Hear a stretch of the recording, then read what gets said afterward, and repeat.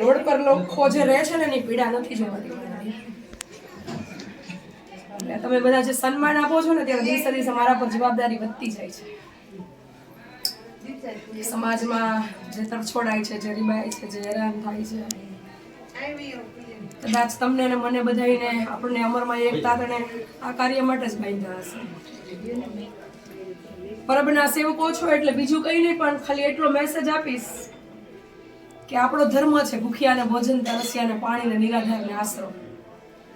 કદાચ આપણે એ ન નિભાવી શકીએ, સમય સંજોગ પરિસ્થિતિને અનુકૂળ ન હોય તો, પણ એટલીસ્ટ આપણા ઘરમાં જે છે ને એ હેરાન ન થાય એનું ધ્યાન રાખજો. કદાચ તમારી સમય સંજોગ પરિસ્થિતિ ન હોય તો તમે કોઈને આશરો ન આપી શકો, કોઈને ટુકડો ન આપી શકો, પણ આપણા ઘરમાં જે છે ને અત્યારે, પછી આપણા મા બાપ હોય, વૃદ્ધ હોય, આપણા ભાઈઓ કુટુંબમાં સગાવાલામાં કોઈ જરૂરિયાતવાળું હોય, એને એટલીસ્ટ સેવા તો કરી શકીએ, કારણ કે આપણે પરબની કંઠી માં અમરની પહેરી છે. અત્યારે સમય બહુ ફાસ્ટ ચાલે છે, બધા પાસે સમય ન હોય, આર્થિક સગવડતા ન હોય તો એ ન થાય, પણ ઘરમાં છે એ તો કરી શકીએ ને. કંઠી ધર્મ તો કહે જ છે, પણ આપણો માનવ ધર્મ કહે છે, આપણી આમ તો ફરજ બને છે ને આપણી. એટલે હું તો મારું કાર્ય જ્યાં સુધી શ્વાસ છે ત્યાં સુધી કરીશ જ, પણ અહીં સુધી આવી છું તો એટલી અપીલ કરતી જાઉં કે કાંઈ ન કરી શકો ન કરતા, પણ ઘરમાં છે ને એને અમરમાં ને અને દેવીદાસ બાપુને સાક્ષી રાખીને સાચવું. કારણ કે બેનોને જે રોડ ઉપરથી લાવું છું ને, કાલે જે બેન બોલતી હતી કે મારી ઉપર કેટલા માણસો તૂટી પડતા હતા, તો બેન 12 કલાક હું એની હારે નથી રહી, 7.5 મહિના પ્રેગ્નેન્ટ છે. એ મને એમ કહેતી હતી તું મને મૂકીને ન જાય, એમ તું જ્યાં જઈશ ત્યાં હું તારા ભેગી આવીશ એમ.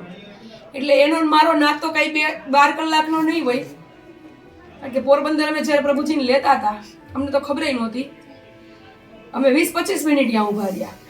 એ બેન સામેથી ચાલીને ત્યાં આવ્યા, સામે ઉભા રહ્યા. મને એવું હતું કે મજૂરના બેન કોઈ હશે સોસાયટીમાં, ક્યાંક કામ ચાલતું હશે તો એ કામ કરતા હશે, કારણ કે ત્યારે કપડા ઉપરથી એવી દૂરથી પરિસ્થિતિ નહોતી ખબર પડતી કે આ હેરાન છે. પણ જેના શબ્દો હતા ને કે ભાઈ હું એને જમાડતી હતી, એ લગભગ 10-12 કલાકમાં 8 કલાક તો જઈમાં નહોતા, ખાલી ચા જ પીધી હતી. પણ જ્યારે હું જમાડતી હતી ને ત્યારે આપણે એને માનસિક અસ્થિર કહીએ, પ્રભુજી કહીએ, પણ એની વેદના જે બોલતી હતી ને કે તું એક મને જમાડે છે, બાકી તો બધા હું જમતી તો એમ કહેતા ત્યાંથી નીકળ એમ. એટલે એ નહોતું જીરવાતું કે આપણે કઈ દુનિયામાં જીવીએ એમ. આવડી આપણે સભાયું કરીએ, આટલા સત્સંગ કરીએ, આટલી કથા કરીએ, આટલા દાન કરીએ, આટલી તીર્થયાત્રાઓ કરીએ, તો 9 મહિના 8.5 મહિના એ રોડ ઉપર રખડતી છે તો કોઈ માણસની નજર ન ગઈ કે આ વ્યક્તિ આમ કોણ હેરાન થતું. અને આમે ખરાખરીના ખેલ હોય ને ત્યારે ઈશ્વર કોકને પહોંચાડી જ દે, એનું માધ્યમ આપણે બન્યા ને એનો આનંદ છે. પણ ખાલી એટલી અપીલ છે કે આવું કોઈ હોય ને તો થોડીક હૃદયમાં માનવતા રાખજો. ખાલી ખવડાવી દેવાથી પૂરું નથી થઈ જતું. આપણને ખાવા કોક દઈ દઈએ પણ આપણને ઢોરની જેમ પૂરી દઈએ, નો નાવા દઈએ, નો પ્રેમ દઈએ તો જીવી શકીએ? તબિયત ખરાબ થઈ હોય ને 2-4 દી આપણને કોઈ બોલાવે નહીં ને તો એ આંખમાંથી દળદળિયા વયા જાય. તો જેની માથે આટલા વ્યક્તિઓએ રાત દિવસ ગુજારી રહી છે એ સ્ત્રીની શું, એ કાલે તો એવું સુરતામાં કહેતા હતા કે ભાઈ મારા દીકરાને ને મારા ઘરવાળાને નજર સામે મારતા હતા અને મારી યાર ન કરવાનું બધા કરે, મારી જિંદગી બરબાદ થઈ ગઈ. કાલા છેલ્લા શબ્દો એના એ હતા. પણ મને એટલો ભરોસો હતો કે મારો પરમેશ્વર આવશે એમ. અને આજે સ્વસ્થ છે, અત્યારે હોસ્પિટલમાં છે. આપણે સમજીએ છીએ બધું, જાણીએ છીએ બધું, પણ આપણે આંખવાળા કાન કરી અને આવા લોકો પાસેથી નીકળી જઈએ. આ બધી વેદનાઓ બોલે ને એટલે હું રાત ને દિવસ જ્યારે બી ફોન આવે મારું શરીર સાથ આપે ને ત્યાં સુધી હું દોડું છું. ઘણી વખત એવું બને, ઘણા ના પાડવી પડે, પણ એક સમય અને શરીરની મારી મર્યાદા હોય, હું એ અંત લેવલ સુધી લડી લઉં છું. કારણ કે એ તો જેના ઉપર વીતી હોય ને એને જ ખબર હોય ને કે એ પરિસ્થિતિ કેવી નિર્માણ થઈ હશે. એટલે બીજું કઈ નહીં, પણ બસ આપણે બધા જે કંઈ પણ સંપ્રદાય, જે કંઈ પણ ધર્મ, જે કંઈ પણ ઈશ્વર સાથે જોડાયેલું છે, બધા એવું જ કહે છે કે તમે માનવતાના નાતે માનવતા જેવું કંઈક રાખજો. બાઈને કાંઈ ન કરો કાંઈ નહીં. હું તો એમ જ કહું છું કોઈને ક્યાંય દાન ન દે, ક્યાંય સેવા કરવા ન જાઓ, પણ તમારા ઘરમાં જે છે ને એને ખાલી સાચવી લો. એને જે સમય ખરાખરીને આવે ને ત્યારે આપણે હાચવવાના છે. બાકી તો બધા પોતપોતાની રીતે હચવાઈ જાય છે. આપણે સાવરકુંડલા માનવ મંદિરમાં અંશુ ગુપ્તાના વિડીયો તમે જોયા? આ જોયા છે. હા, એને કંઈક ઘર સુધી પહોંચે અથવા એનું ફેમિલી એને સ્વીકારે ને? બેન એના ફેમિલી અને ઈ ઘરે જ હતા. એ ડ્રગ્સ એડિક્ટેડ કેસ છે. બેન ડ્રગ્સના રવાડે ચડી ગયા હતા અને પછી ઘરેથી નીકળી જતા હતા. એના ફેમિલી સુધી પહોંચાડવામાં મારી કઈ મદદની જરૂર? એમનું ફેમિલી જે એમને મૂકી ગયું છે, કારણ કે એમને પેલા પાલીતાણા મૂક્યા હતા. એ બેન છે ને એ હાલતા ઘરની બહાર નીકળી જતા હતા. પછી ડ્રગ્સની આદતના હિસાબે એ ઘરમાં તોડ ફોડ, મમ્મી પપ્પાને મારવાનું એવું બધું વધારે પડતું વધી ગયું હતું. એટલે ટેલેન્ટેડ છોકરી છે પણ હવે એટલે વસ્તુ એવી જ થઈ છે એની સામે. મને જ્યાં સુધી ખબર છે ને હું જ્યાં સુધી જાણું છું ત્યાં સુધી કે ઈ આધ્યાત્મિક લેવલે આગળ જવા માંગતી હશે, પણ એને કોઈક સંગ છે ને અલગ વ્યક્તિનો મળી ગયો, એટલે એ નશાના રવાડે વ્યક્તિ ચડી ગઈ. અને પછી નશો જ્યાં સુધી શરીરને જે જોઈએ એ મળે નહીં ત્યાં સુધી એને મગજને શાંતિ ન લેવા દે. બાકી એનામાં આધ્યાત્મિક જે નોલેજ છે, આધ્યાત્મિક લેવલે જે જાણે છે એ બહુ અલગ છે, પણ એને જે સંગ છે ને એ આધ્યાત્મિક તલાશમાં જ ક્યાંય નીકળ્યા હશે બારે, પણ એને વ્યક્તિ કોઈ અલગ મળી ગઈ કે જે એને સાચો રસ્તો ન દેખાડ્યો, એટલે એનો રોડ છે, એનો જે કંઈ પણ ટ્રેક છે એ ડાયવર્ટ થઈ ગયો. અને એ ઓલરેડી એના મમ્મી પપ્પા એના કોન્ટેક્ટમાં છે જ, અને એના મમ્મી પપ્પા જ એમને મૂકી ગયા છે.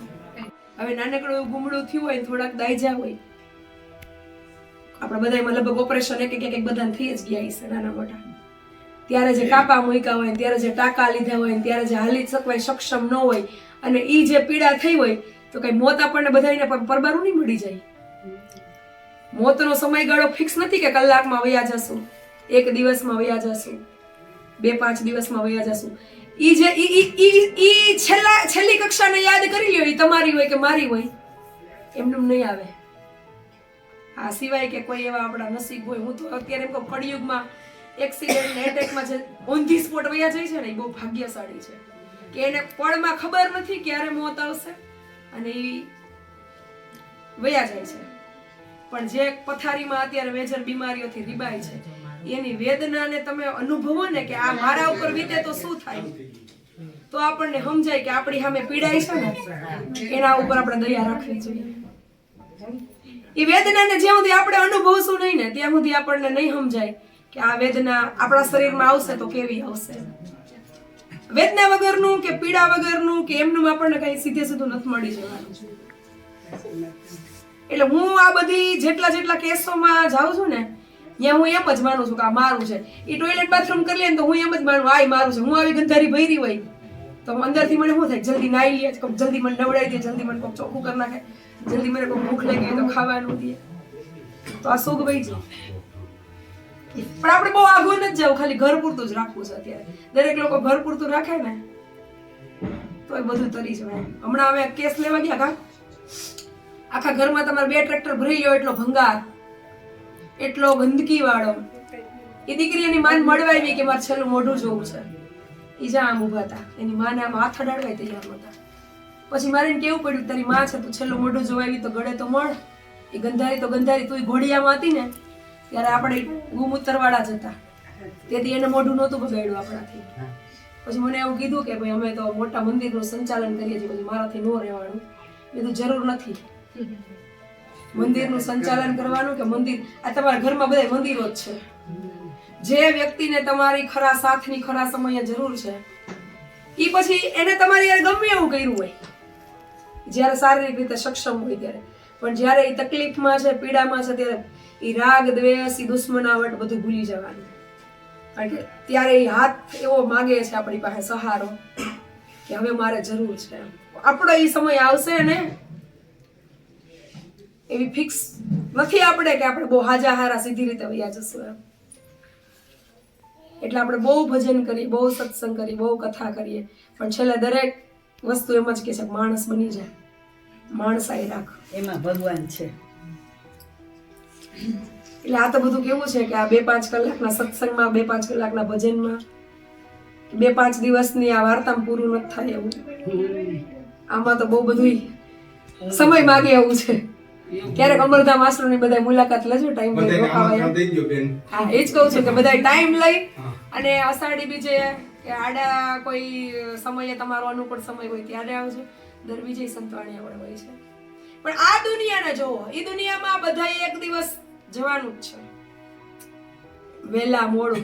કારણ કે આપણા બધાનું મોત છે ને કોઈ પણ 3 કારણોસર આવશે. કાં બીમારી સબબ આવશે, કાં વૃદ્ધત્વ સબબ આવશે, અને કાં માનસિક સ્થિરતા. 3 માંથી એક લેવલ તો આવશે જ. કોક એવા ભાગ્યશાળી હશે સીધે સીધા વયા જાય, એવા રેર કેસ.